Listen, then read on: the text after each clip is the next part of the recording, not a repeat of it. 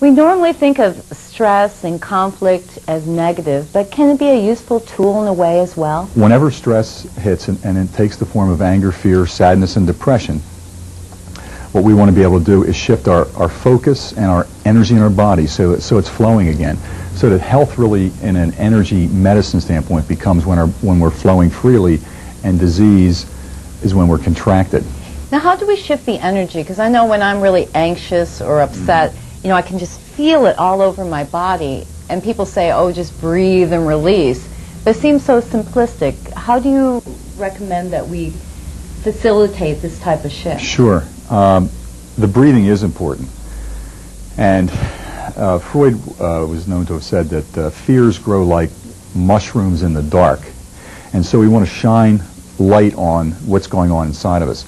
So a technique over the years in therapy that I use would be a Gestalt technique. And one of it, you take and you tense to shift back to relax rather than just try to relax. So that, for example, you feel anger in a situation. First you want to be able to do is take a breath, breathing in, my anger is telling me that I hate it when, for example, you don't look at me when I'm talking to you, and that's because I love it. It gives me great joy when you make eye contact with me. And I call that, off the record in my seminars, the good Italian. You're going down, I hated that, and that's because I love it better if or when you look at me.